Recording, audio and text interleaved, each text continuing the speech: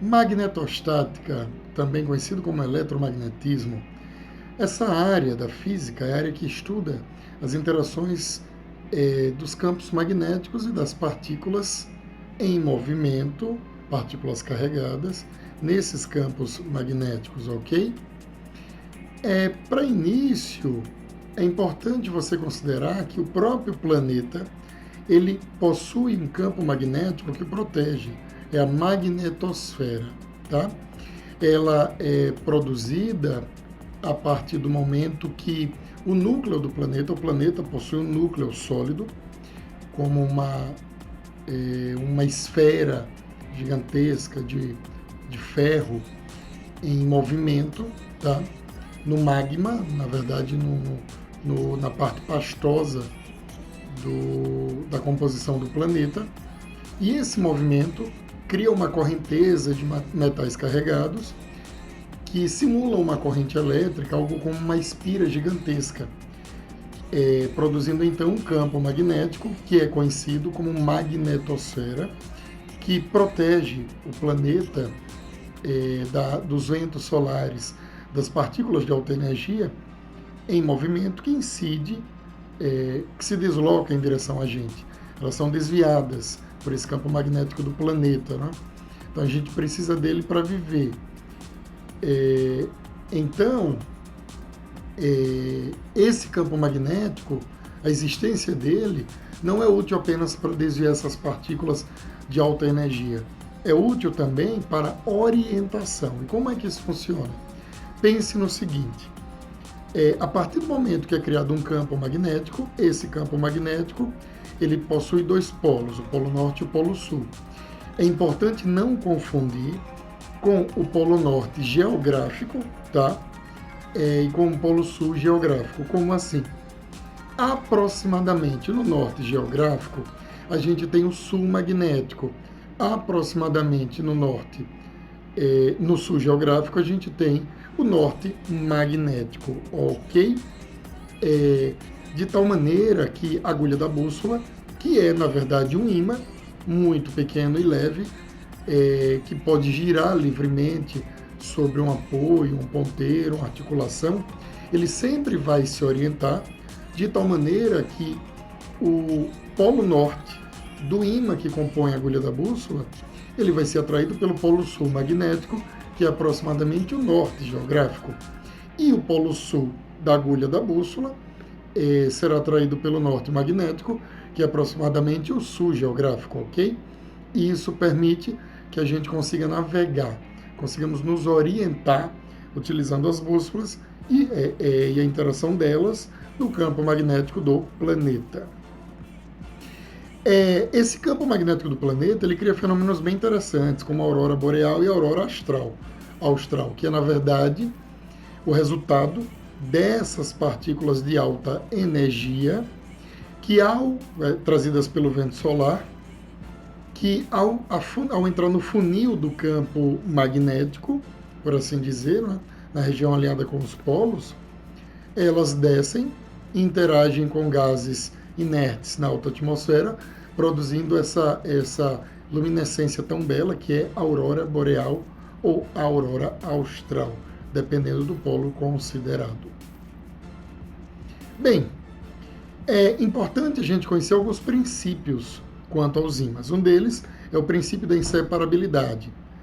Todo ímã possui dois polos, um polo norte e um polo sul. E não é possível separar o polo norte do polo sul. Se você partir esse ímã ao meio, você vai gerar dois novos ímãs, também com o polo norte e o polo sul, cada um deles. E assim sucessivamente, até o que a gente chama de ímã elementar, né? Então esse é o princípio da inseparabilidade magnética. Existe também o princípio da atração e repulsão, que diz que polos de mesmo nome se atraem e polos de nomes polos de mesmo nome se repelem e polos de nomes contrários se atraem. Por exemplo, sul e sul se repelem, norte e norte se repelem, norte e sul se atraem. Ok? Graças a esse princípio que a agulha da bússola vai interagir com o campo magnético e possibilitar a nossa orientação. Dito isso, vamos ao comportamento magnético das substâncias. Pessoal, quando um prego de ferro é atraído por um ímã, esse prego de ferro ele passa a ser um ímã também, tá? Temporário, um ímã temporário. Ele sofre uma magnetização e podendo atrair outros pregos menores e magnetizar esses outros pregos e assim sucessivamente. Isso deve-se ao seguinte: num corpo você pode pensar, teoricamente, na matéria composta por ímãs elementares. Quando o corpo está magnetizado, esses ímãs elementares estão organizados. Quando o corpo não está magnetizado, esses ímãs elementares estão desorganizados. O ferro, os corpos de ferro, o ferro em si, ele pode sofrer essa magnetização, e aí os ímãs elementares irão se orientar, se organizar de tal maneira que, por exemplo, um prego de ferro passará a funcionar como um ímã, tendo um polo norte e um polo sul, e atraindo outros pregos de ferro, ok? Bem, vetor indução magnética. Pessoal, tem um experimento muito legal que você pode fazer até em casa. Você pega um ímã, existem ímãs em alto-falantes, ímãs em portas, aqueles adesivos de porta de geladeira. Se você coloca um ímã embaixo de uma folha e joga ali malha de ferro, que é, na verdade, aquele pó de ferro obtido a partir do esmerilhamento ou a partir do ato de serrar, como resultado de serrar uma barra de ferro, tá? Então, se você jogar ali malha de ferro em cima do papel, ou seja, do lado oposto onde está o ímã, essa limalha vai se organizar, mostrando as linhas do campo magnético. Nessa imagem, a gente tem aí as linhas dos campos magnéticos de dois ímãs com polos contrários virados um para o outro, polos contrários próximos, norte e sul próximos, tá?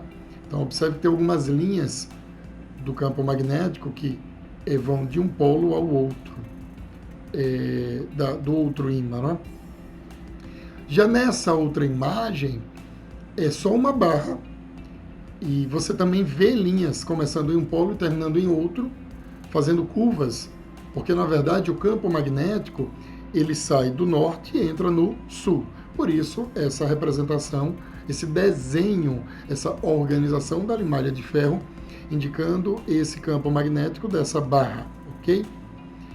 Nessa outra imagem temos o campo magnético de dois ímãs em barra com polos iguais próximos. Observe que não tem linha de campo magnético começando em um e terminando no outro, porque está ocorrendo a repulsão. Nesse caso, é um ímã em forma de ferradura, tá?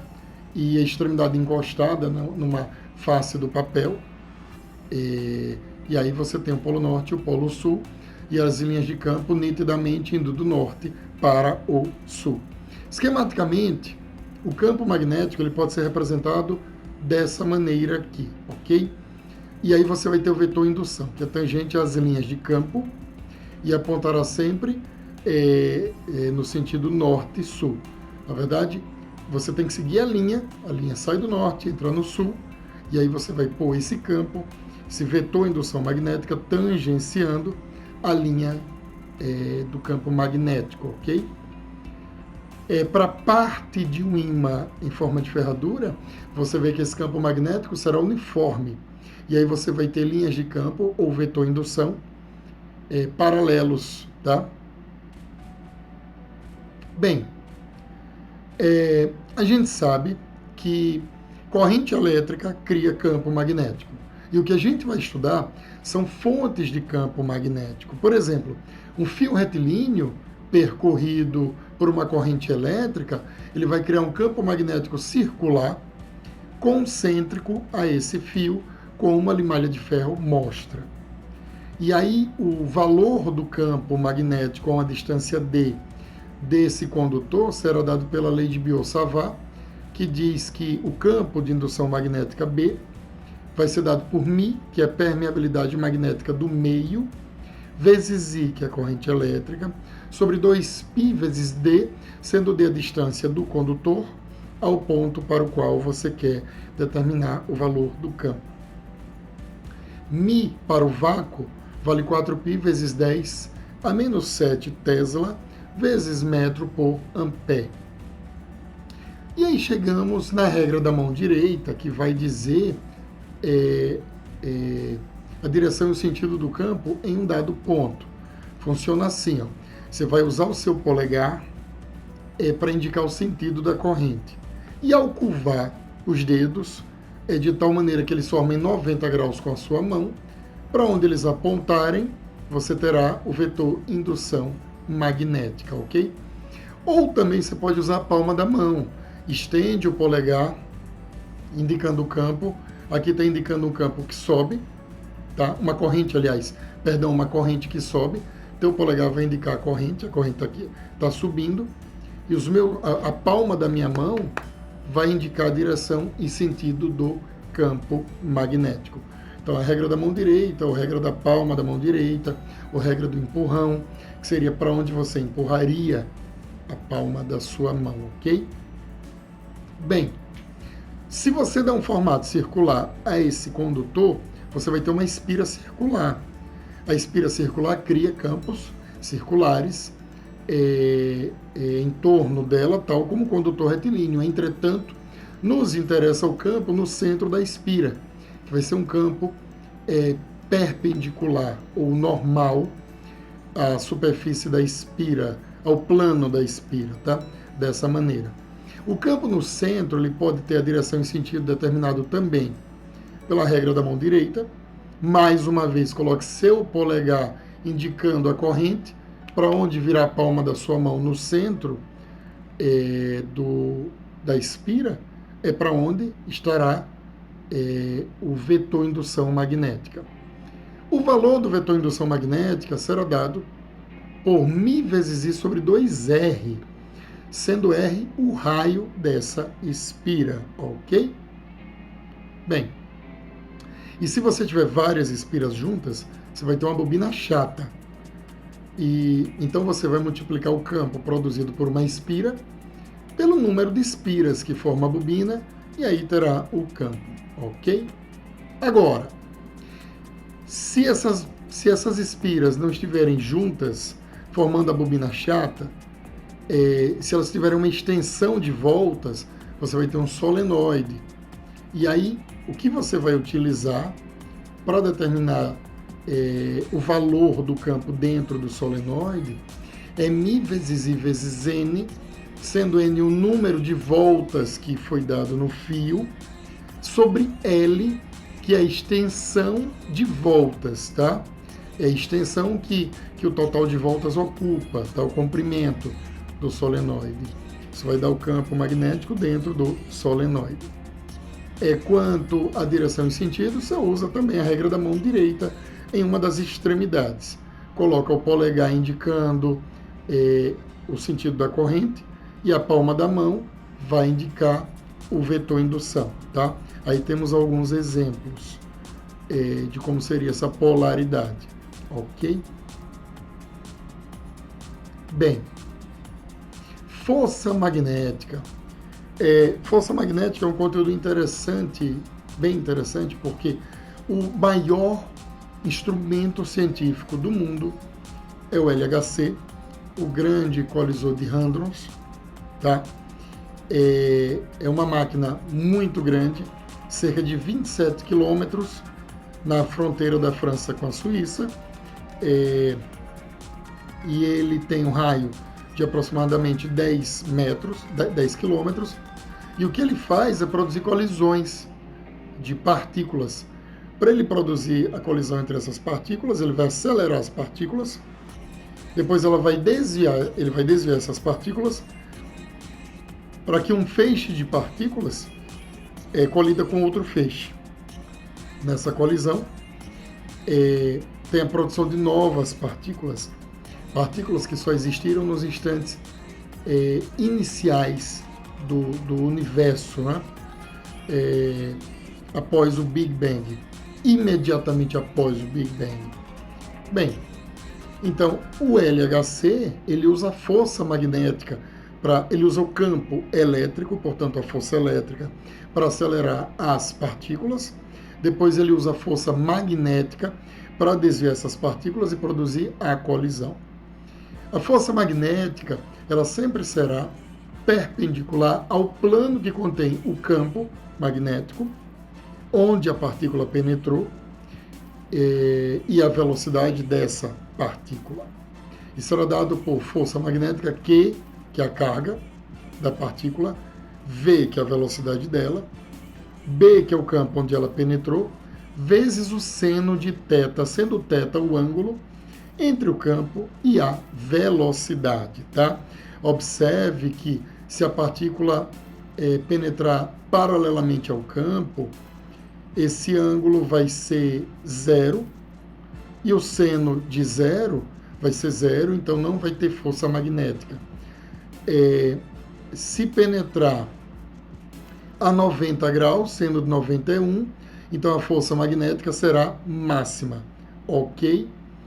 Mais uma observação. Se penetrar paralelamente ao campo, o ângulo pode ser 0 ou 180, de uma maneira ou de outra, o ângulo vai dar, o seno de 0 ou 180 vai ser zero, tá?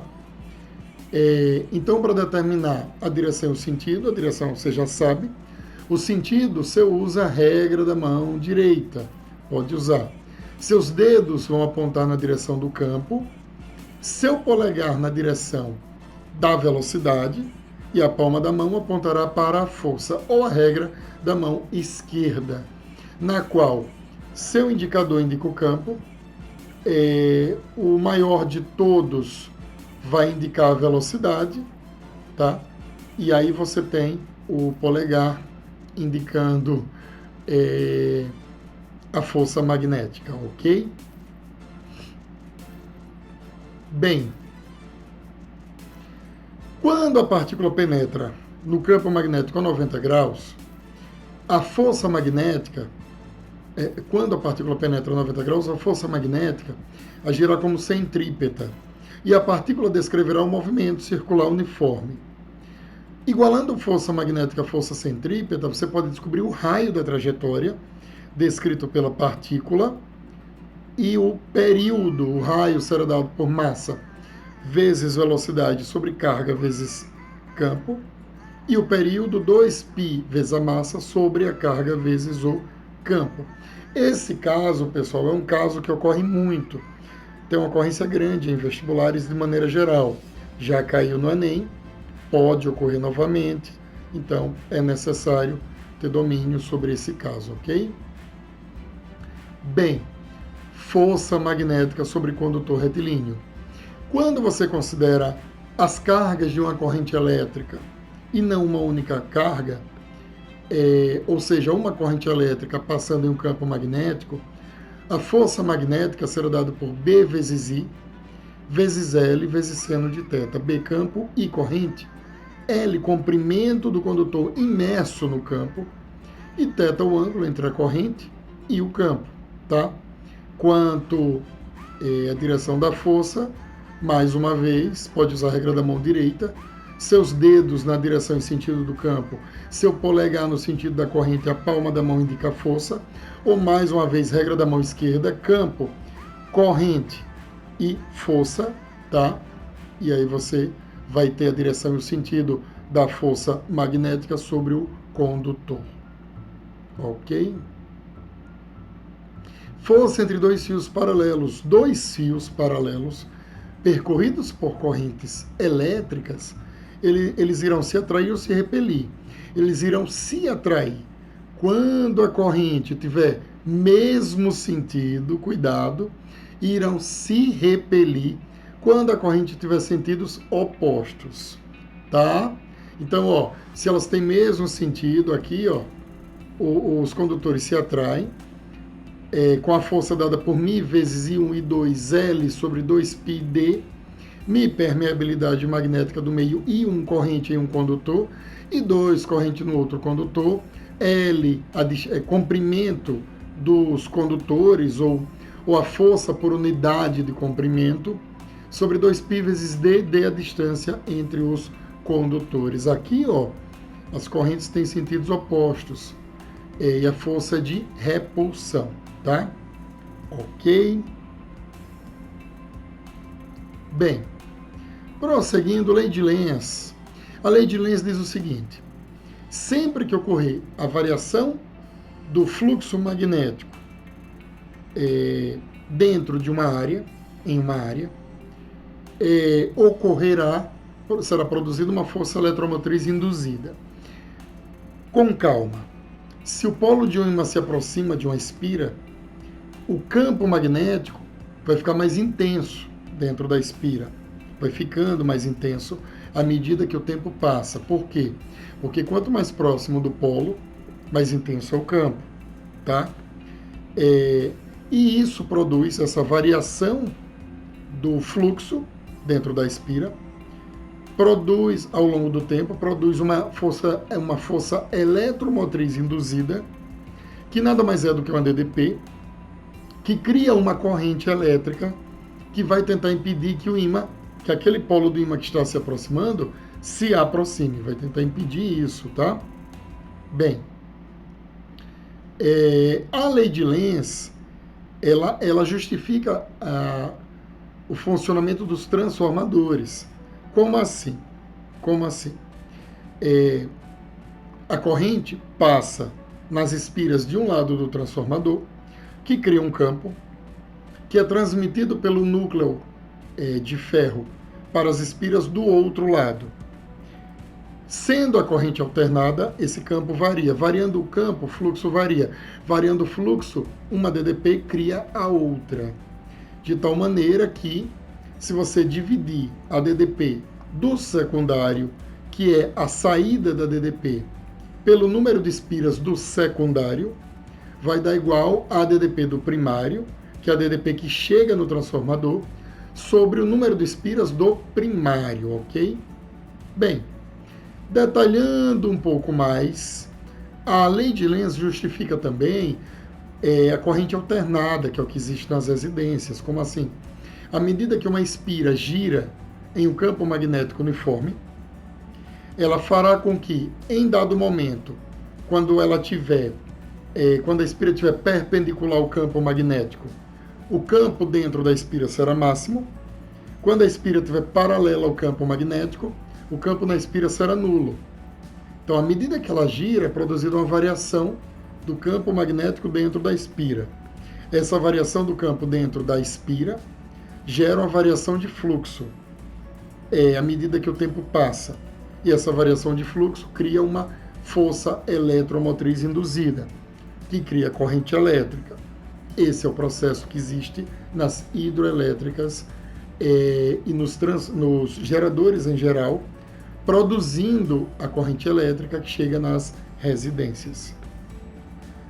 Detalhando ao máximo a força eletromotriz induzida, se você soltar esse ímã, à medida que o polo sul dele se aproximar da espira, quer dizer que o campo dentro da espira vai aumentar, produzindo uma variação de fluxo dentro da espira.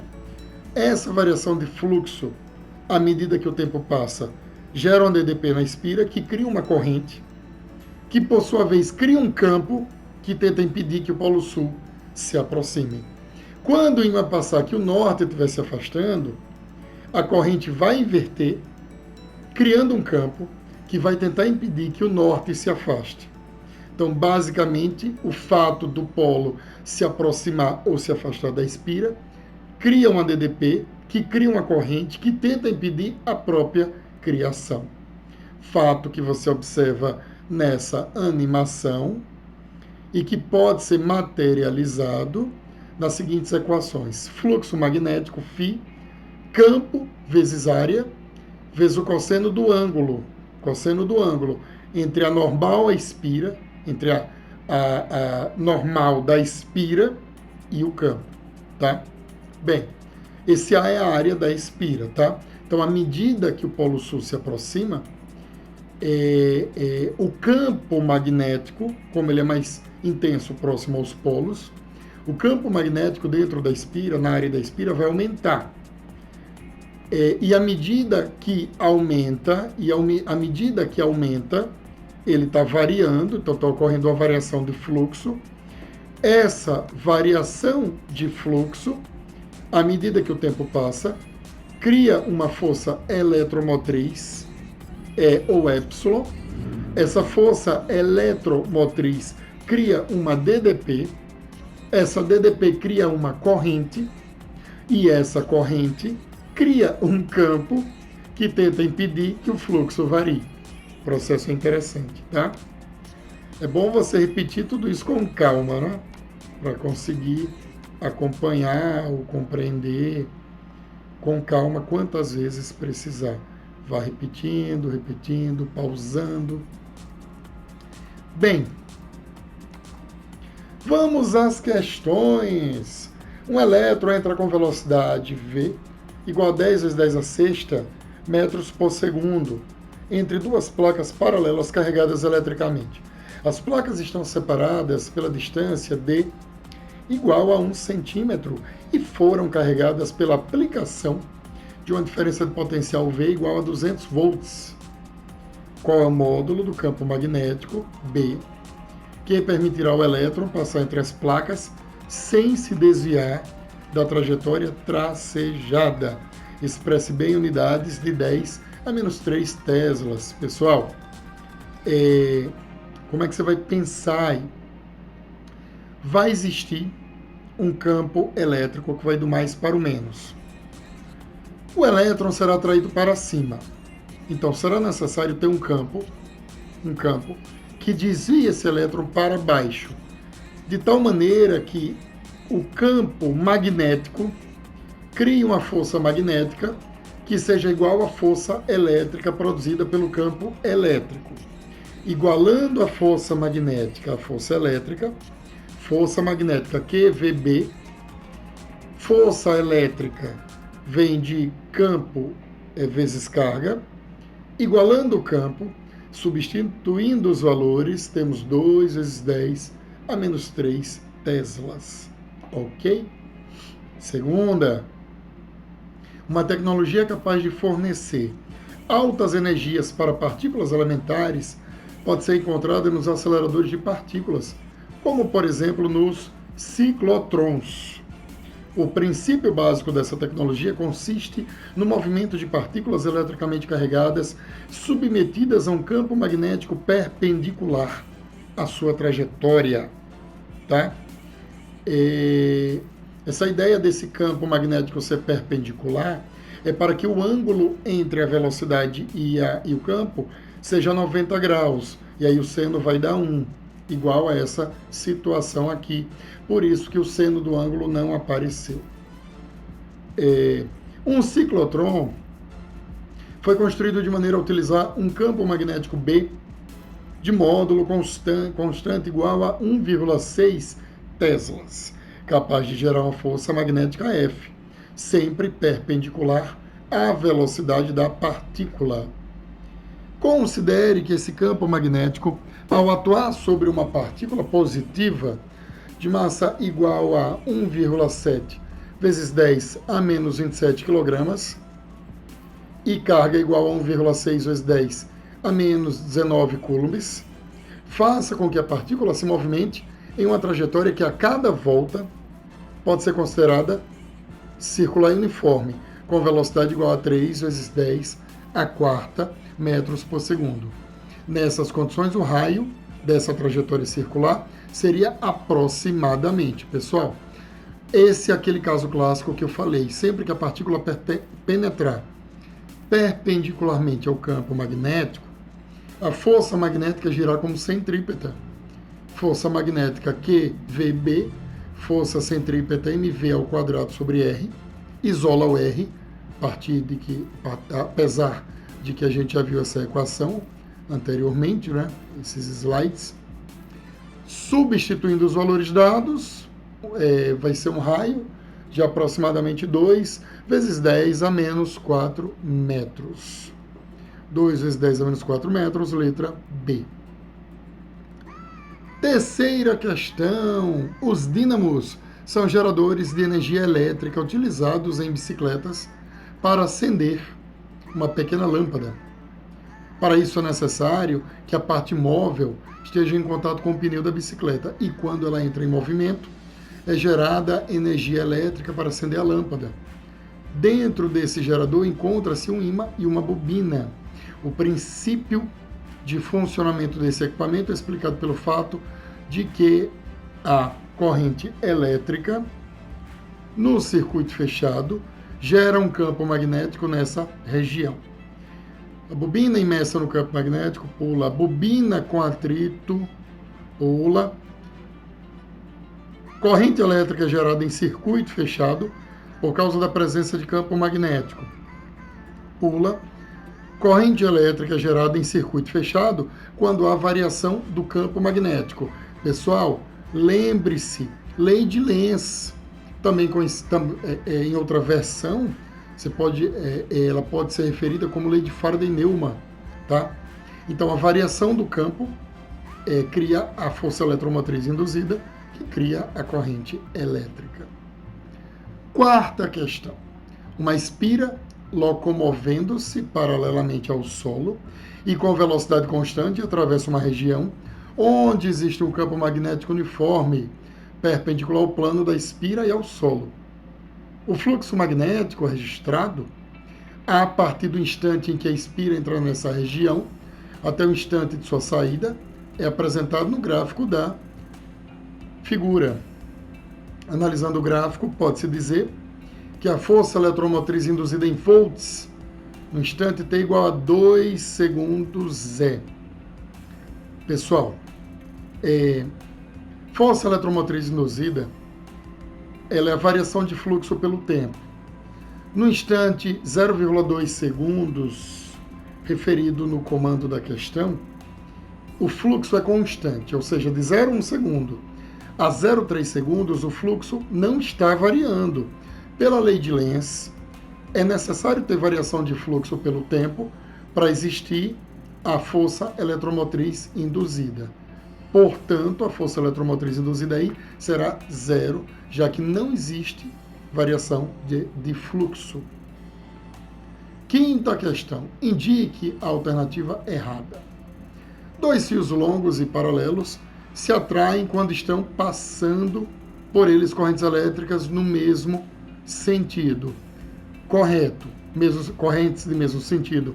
Ocorre atração, de sentidos opostos, ocorre repulsão. Para condutores retilíneos paralelos percorridos por correntes elétricas, tá? Letra B. Dobrando-se ao mesmo tempo o número de espiras e o comprimento de uma bobina solenoide, mantém-se inalterado o valor do campo magnético no centro do condutor. Correto. O campo magnético no interior de um solenoide é dado por μ vezes I vezes N, que é o número de espiras, sobre L. Então, N no numerador, L no denominador.